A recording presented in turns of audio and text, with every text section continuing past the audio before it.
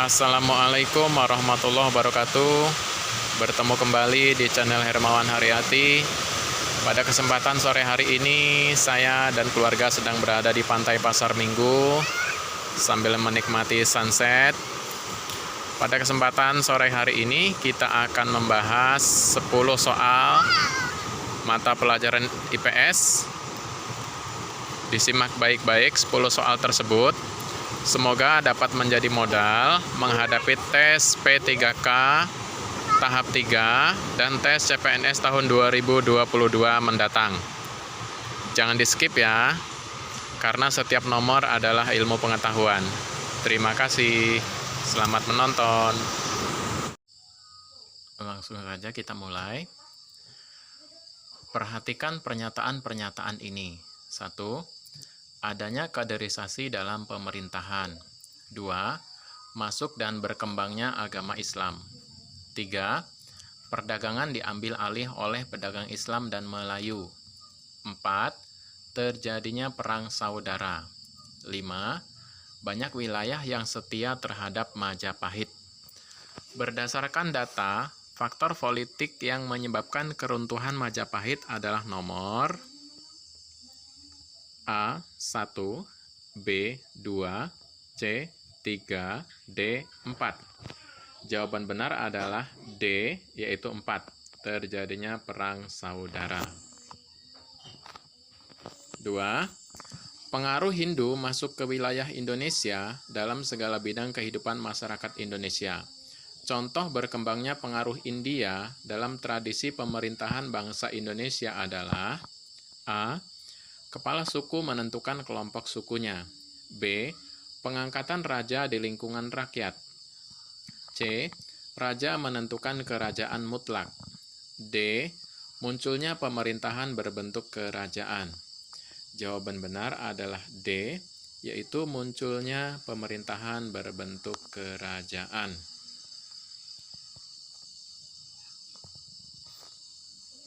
3.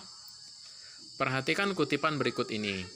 Habibie yang punya kegemaran menunggang kuda dan membaca, ini dikenal sangat cerdas ketika masih menduduki sekolah dasar.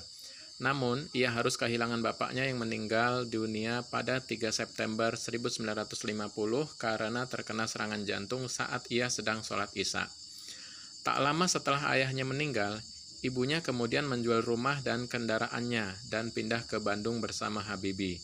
Sepeninggal ayahnya, ibunya membanting tulang membiayai kehidupan anak-anaknya terutama Habibie. Karena kemauan untuk belajar, Habibie kemudian menuntut ilmu di Government Middlebury School.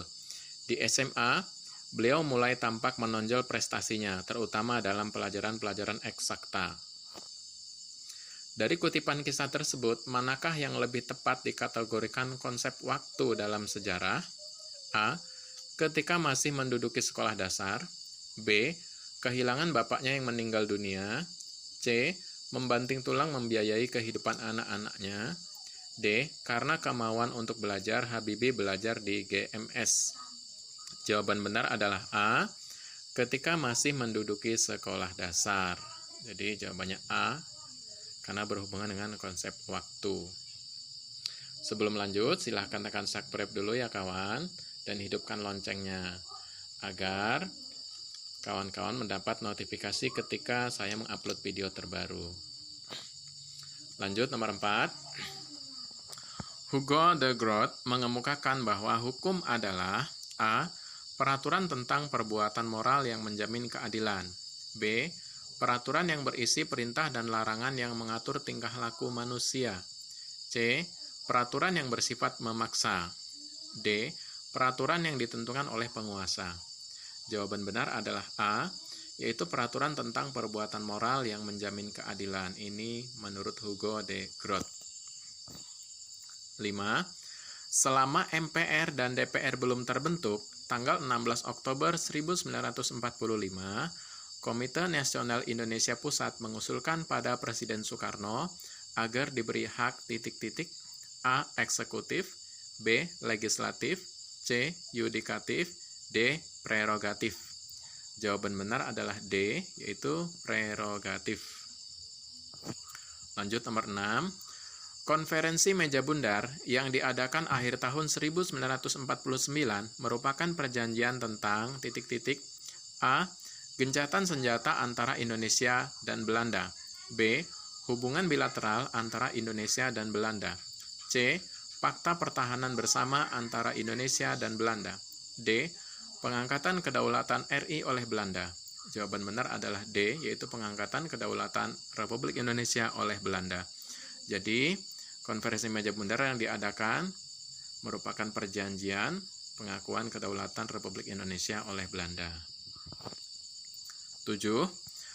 Untuk menumpas segala macam pembelotan dan pemberontakan yang dilakukan warga pribumi terhadap VOC, dikeluarkan hak istimewa berupa A.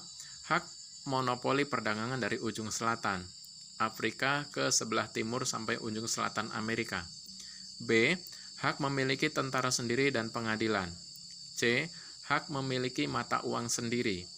D. Hak menguasai dan mengikat perjanjian dengan kerajaan-kerajaan lain di daerah kekuasaan monopoli perdagangan. Jawaban benar adalah B, yaitu hak memiliki tentara sendiri dan pengadilan.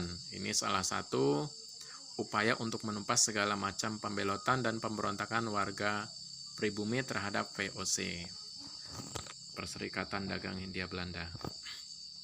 8. Pada masa Orde Baru, peranan negara terus menguat. Hal tersebut tercermin pada hal-hal berikut kecuali A. Kelompok oposisi dikendalikan dan dibatasi ruang geraknya. B. Organisasi massa berada di bawah kendali penuh pemerintah. C. Adanya keterlibatan secara langsung militer dalam sistem pemerintahan. D. Partai politik diberi kekuasaan untuk melaksanakan aktivitas politiknya. Jawaban benar adalah D, yaitu partai politik diberi kekuasaan untuk melaksanakan aktivitas politiknya. Itu kecuali. Sebelum lanjut, silahkan like, komentar, ya. Komentar yang bijak ya kawan, agar saya tetap semangat untuk membuat video-video terbaru. Kita lanjut nomor 9. Sumber-sumber sejarah masa lampau dapat berupa barang peninggalan tertulis maupun tidak tertulis. Berikut ini peninggalan sejarah yang termasuk inskripsi antara lain. A. Tulisan yang ditorehkan pada benda keras seperti batu, logam, dan kayu. B. Dokumen resmi tentang suatu persetujuan pengakuan dan pemberian hak. C. Barang-barang cetakan yang ditemukan di lapisan bumi tertentu. D. Naskah-naskah yang berisi perjalanan sejarah tokoh-tokoh tertentu. Jawaban benar adalah A, yaitu tulisan yang ditorehkan pada benda-benda keras seperti batu, logam, dan kayu. 10 atau soal terakhir untuk video part 1. Salah satu akibat yang dapat dirasakan oleh seluruh bangsa Indonesia sebagai akibat penyebaran agama Islam yaitu A. Pelestarian kesenian. B. Perkembangan kebudayaan. C. Penggunaan bahasa Melayu. D. Mempertebal rasa kesukuan. Jadi jawaban benar adalah D, yaitu mempertebal rasa kesukuan. Ini dirasakan oleh seluruh bangsa Indonesia sebagai akibat penyebaran agama Islam. Jadi masing-masing sangat mencintai sukunya. Demikian 10 soal IPS, kompetensi teknis. Mudah-mudahan berguna dan bermanfaat dalam menghadapi tes P3K tahap ketiga dan tes CPNS tahun 2022. Terima kasih, saya akhiri. Wassalamualaikum warahmatullahi wabarakatuh. Nantikan video part kedua.